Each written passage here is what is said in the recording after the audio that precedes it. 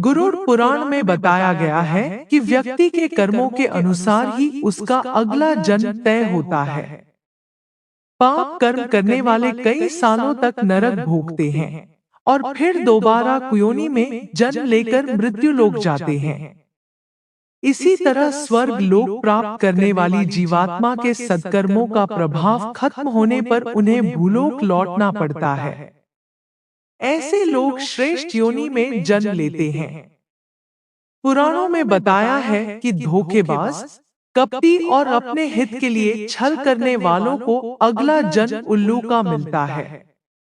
पशु पक्षियों को परेशान करने वाले व्यक्ति अगले जन्म में कसाई हत्थे चढ़ने वाला बकरा बनते हैं।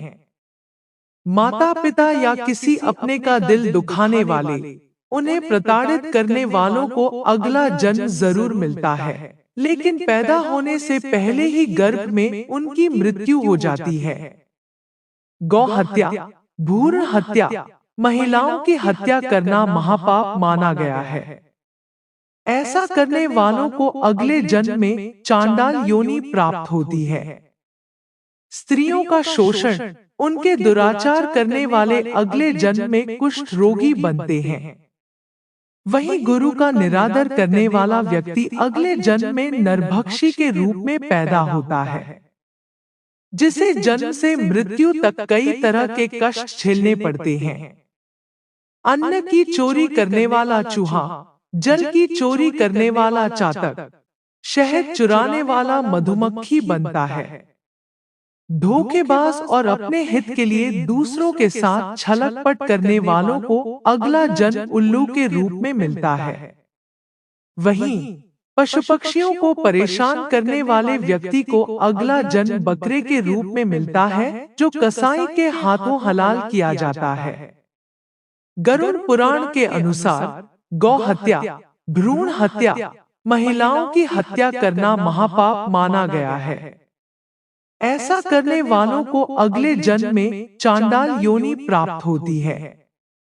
वहीं गुरु का अपमान करने वाला व्यक्ति अगले जन्म में नरभक्षी के रूप में पैदा होता है, जिसे जन्म से मृत्यु तक कई तरह के कष्ट झेलने पड़ते हैं।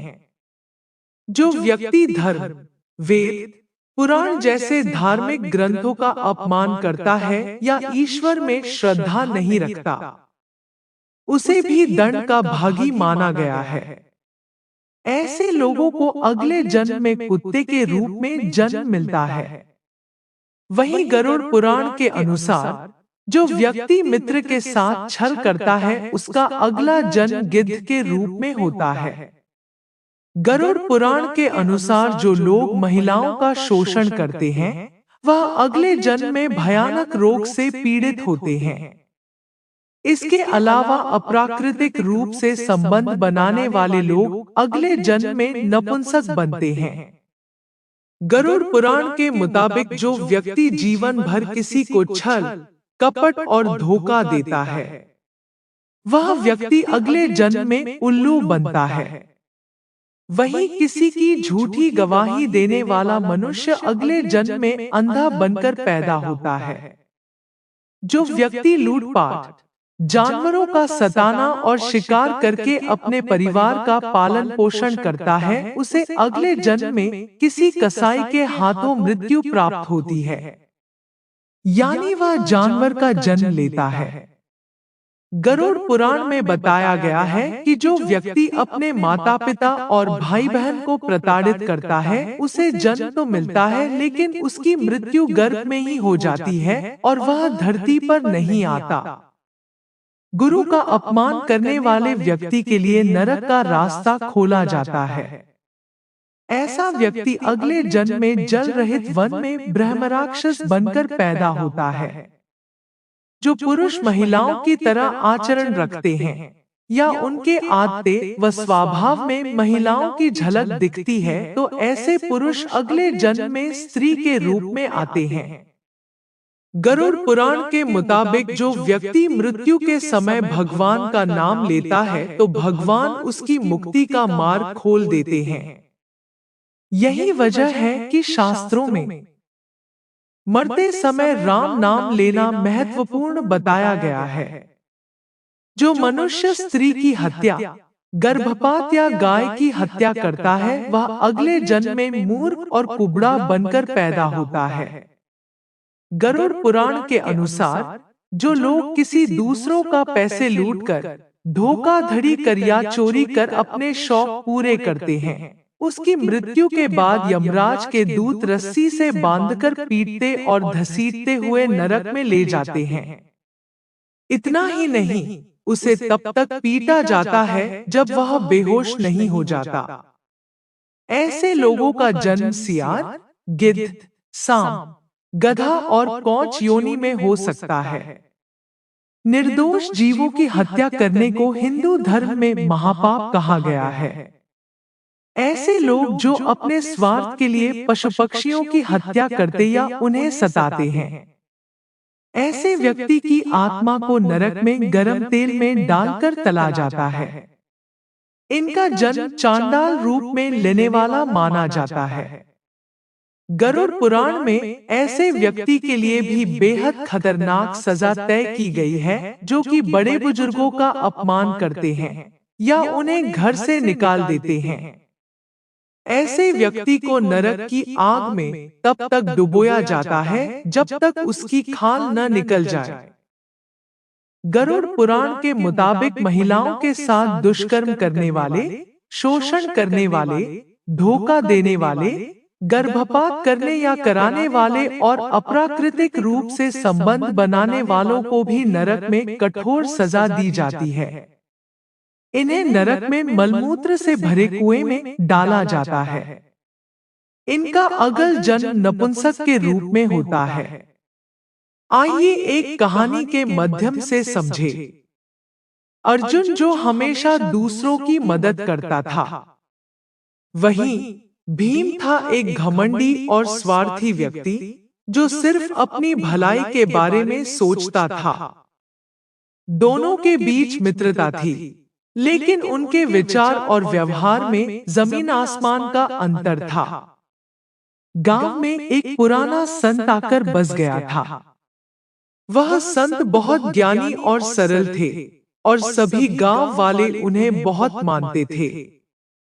उनकी एक विशेषता थी, वे हर व्यक्ति को उसकी यात्रा के बारे में एक कहानी सुनाते थे ताकि वे अपने जीवन में सही दिशा पा सकें।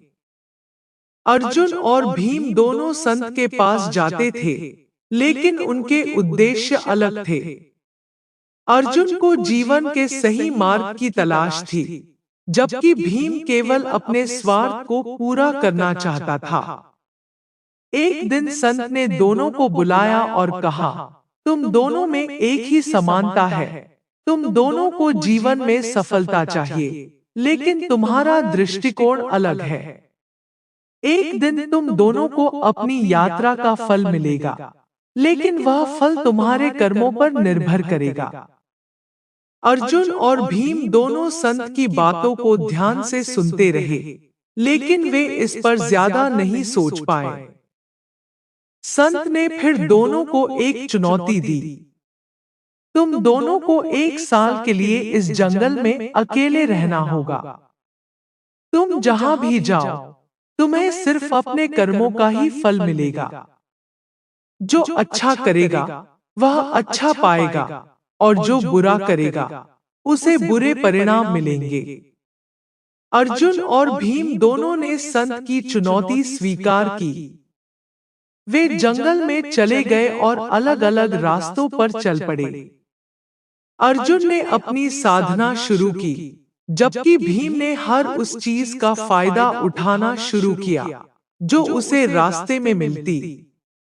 अर्जुन जंगल में बीमार और कमजोर लोगों की मदद करता, उन्हें खाना और पानी देता।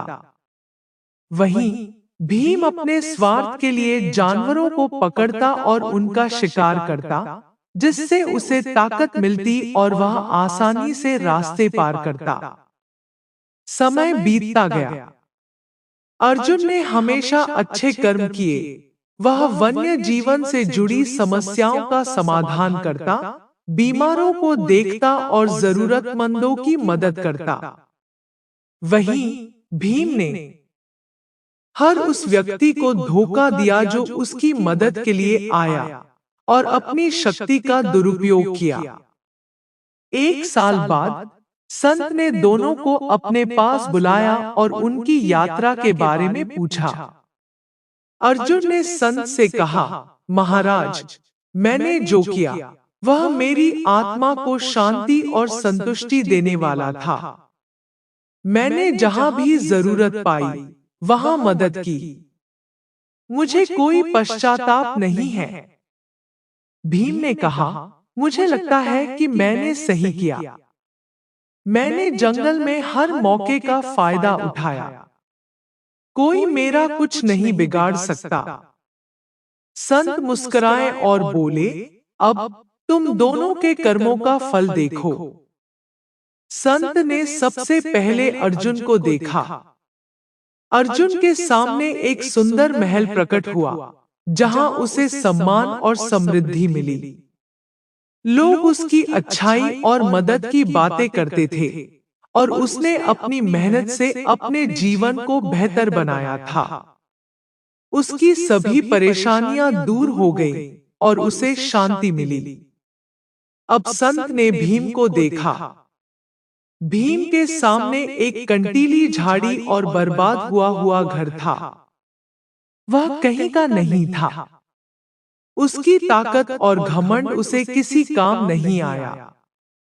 उसकी सारी जड़ी बूटी, शिकार और धोखाधड़ी के बावजूद वह खुद को अकेला और परेशान महसूस कर रहा था। संत ने कहा, देखो, अर्जुन ने जो किया वह उसकी अच्छाई का फल था। उसकी मेहनत और नेक कार्यों ने उसे सम्मान और शांति दी। वहीं भीम ने जो किया वह उसके स्वार्थ और बुरे कर्मों का परिणाम था। उसकी ताकत ने उसे कभी खुशी नहीं दी। भीम चुपचाप खड़ा रहा और उसने अपनी गलती महसूस की। उसने देखा कि वह जो कुछ भी करता था वह सिर्फ अपनी शक्ति और स्वार्थ के लिए था।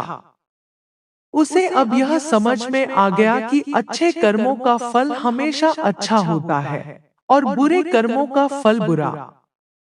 संत ने फिर कहा, तुम दोनों के सामने एक रास्ता था। एक रास्ता था अच्छे कर्मों का और एक था बुरे कर्मों का। अर्जुन ने अच्छे कर्म किए और उसे उसका फल मिला। भीम ने बुरे कर्म किए और उसे भी उसका फल मिला। भीम ने सिर झुका लिया और कहा, मुझे अपनी गलतियों का एहसास हो गया है, महाराज। अब मैं अपने जीवन को सही दिशा में बदलने का संकल्प करता हूँ।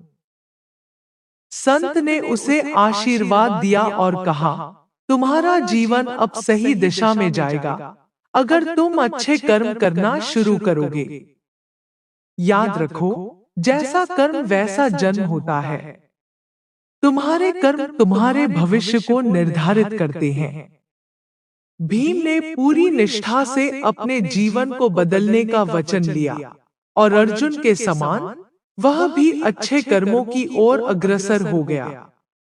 कहानी का संदेश यह था कि हमें अपने कर्मों पर ध्यान देना चाहिए, क्योंकि वही हमारे भविष्य और जीवन के अनुभव को आकार देते हैं।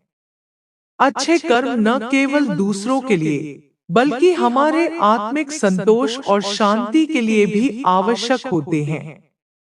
यह कहानी बताती है कि जैसे हम अपने कर्मों से दूसरों की मदद करते हैं, वैसे ही हमारे जीवन में भी अच्छाई आती है। साथ ही यह भी सिखाती है कि स्वार्थ और बुरे कर्मों का फल हमेशा दुख ही होता है। कैसी लगी आपको ये जानकारी जरूर बताएं। लाइक, शेयर एंड सब्सक्राइब करें।